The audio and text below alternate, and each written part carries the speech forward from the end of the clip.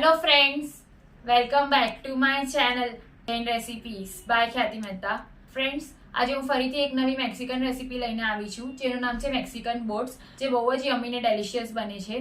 કોઈ બી ગેસ્ટ ઘરે આવ્યા હોય ત્યારે તમે તેને સ્ટાર્ટર તરીકે કે સ્નેક્સ તરીકે સર્વ કરી શકો છો. તો ચલો ફ્રેન્ડ્સ, આપણે મેક્સિકન બોટ્સ કેવી રીતે બને છે તે જોઈએ. જો તમને મારી આજની બતાવેલી રેસિપી ગમે તો મારી ચેનલને સબસ્ક્રાઈબ જરૂરથી કરજો અને સાથે સાથે બેલ આઇકન પર પણ ક્લિક કરજો. ફ્રેન્ડ્સ, મેક્સિકન બોટ્સ બનાવવા માટે આપણે સૌથી પહેલાં એનું સ્ટફિંગ રેડી કરશું. જેની માટે એક બોલમાં મેં અહીંયા ચોપ કરેલા રેડ, યલો, ગ્રીન કેપ્સિકમ અને સ્વીટકોર્ન લીધા છે. ત્યારબાદ બાફેલા રાજમા, સ્વાદ પ્રમાણે મીઠું, મેક્સિકન મસાલો, chilli flakes, mix herbs, oregano અને મેયોનીઝ એડ કરશું. બધું પ્રોપરલી મિક્સ કરી લઈશું.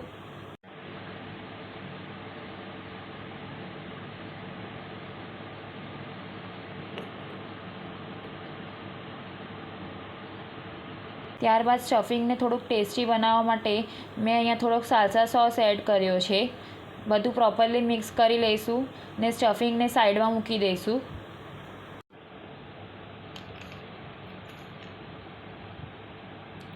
ત્યારબાદ બોટ બનાવવા માટે આપણે વ્હીટ બ્રેડની 2 સ્લાઇસ લઈશું ને તેને વેલણથી વણીને ફ્લેટ કરી લઈશું. બધી બાજુ ફેરવતા પ્રોપરલી બ્રેડને વણી લેવાનું છે. ફ્રેન્ડ્સ, મેક્સિકન બોટ્સની આ રેસીપી નાનાથી લઈને મોટા સુધી બધાને બહુ જ ભાવશે. તમે ચોક્કસથી આ રેસીપી બનાવજો અને મને કમેન્ટ કરીને જણાવજો રેસીપી કેવી લાગી. ને જો રેસીપી ગમી હોય તો ચેનલને લાઇક, શેર અને સબસ્ક્રાઈબ જરૂરથી કરજો અને સાથે સાથે બેલ આઇકન પર પણ ક્લિક કરજો. હવે મેં અહીંયા ગ્લાસ લીધો છે. એની બદલે તમે કોઈ પણ વાટકો અથવા કૂકી કટર લઈ શકો છો. ગ્લાસના મદદથી આપણે બ્રેડને રાઉન્ડ શેપમાં કટ કરી લઈશું. કટ કર્યા બાદ બ્રેડની જે બોર્ડર્સ વધી છે તેનો ઉપયોગ બ્રેડ ક્રમ્સ બનાવવા માટે કરશું. આ જ સેમ પ્રોસેસ રિપીટ કરશું ને ફરીથી આવી રીતે હજી એક રાઉન્ડ શેપમાં બ્રેડની સ્લાઇસ કટ કરીને રેડી કરી લઈશું. ફ્રેન્ડ્સ, હું આવી ઘણી બધી મેક્સિકન રેસિપીઝ તો તમારી સાથે શેર કરું જ છું.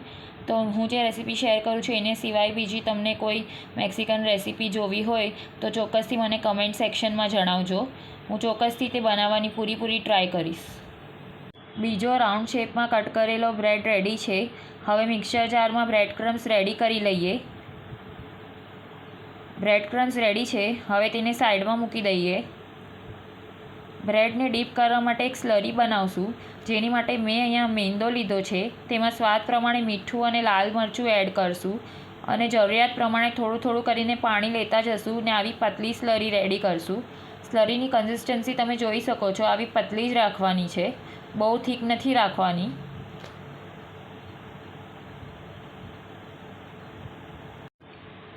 હવે જે બ્રેડ રાઉન્ડ શેપમાં કટ કરેલા છે તેને આ મેંદાની સ્લરીમાં ડીપ કરીને બ્રેડ ક્રમ્સથી કોટ કરી લઈશું. બ્રેડ ક્રમ્સથી કોટ કરવાથી તે ક્રિસ્પી બનશે, માટે તે સ્ટેપ સ્કીપ નહીં કરવો. બેઉ સ્લાઇસને બ્રેડ ક્રમ્સથી આપણે કોટ કરી લીધું છે. હવે આપણે તેને ફ્રાય કરી લઈએ. જ્યારે સર્વ કરવું હોય ત્યારે જ બ્રેડની સ્લાઇસને ફ્રાય કરવું. બધી એકસાથે કરી નાખશો તો તે પોચી પડી જશે.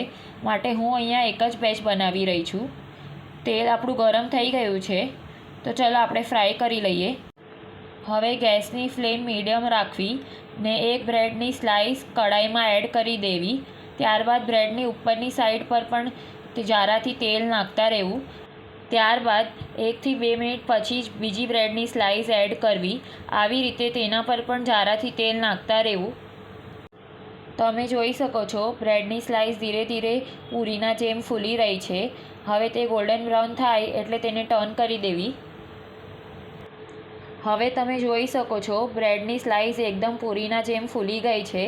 તો આવી રીતે બંને સાઈડ ગોલ્ડન બ્રાઉન થાય અને પૂરીના જેમ ફૂલે ત્યાં સુધી તેને ફ્રાય કરવી. એક બેચને ફ્રાય થતાં 4 થી 5 મિનિટ જેટલો સમય લાગે છે. ગેસની ફ્લેમ મીડિયમ જ રાખવી. બ્રેડની સ્લાઇસ ફ્રાય થઈ ગઈ છે, તો હવે તેને કાઢી લઈએ. તમે સાંભળી શકો છો તે કેટલી ક્રિસ્પી થઈ છે તે.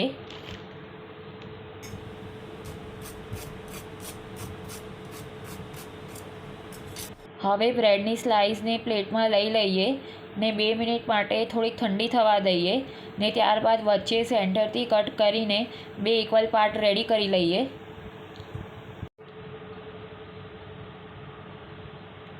હવે તમે જોઈ શકો છો બોટ જેવો શેપ લાગે છે. તો હવે આપણે જે સ્ટફિંગ બનાવીને રેડી કર્યું હતું પહેલાં તેને આ બ્રેડમાં ફિલ કરી દઈએ. આવી રીતે બોટ્સમાં પ્રોપરલી સ્ટફિંગ ફિલ કરી લેવાનું છે. મેં આવી રીતે 6 બોટ્સ બનાવીને રેડી કરી છે. હવે જે સ્ટફિંગ વધ્યું છે તેમાંથી હજી બીજી 10થી 12 બોટ્સ બનીને રેડી થશે. હવે મેં અહીંયા અખરોટ અને ક્રેનબેરીને ચોપ કરીને લીધા છે બોટ્સને ગાર્નિશ કરવા માટે. જો તમારી પાસે તે અવેલેબલ ન હોય તો તમે તેની બદલે તૂટી ફ્રૂટી અથવા ચોકો ચિપ્સનો પણ ઉપયોગ કરી શકો છો. બોટ્સને મેં ક્રેનબેરી અને અખરોટથી ગાર્નિશ કરી લીધું છે. તો હવે આપણે તેને સર્વ કરી દઈએ. હું અહીંયા મેક્સિકન બોટ્સને ટમેટો કેચઅપ સાથે સર્વ કરી રહી છું. તમે બોટ્સનું ટેક્સચર અને લુક જોઈ શકો છો. તે કેટલું મસ્ત બન્યું છે. તે એકદમ કલરફુલ અને યમી બન્યું છે. તો બનીને રેડી છે આપણા Mexican boats. Thank you so much for watching my video.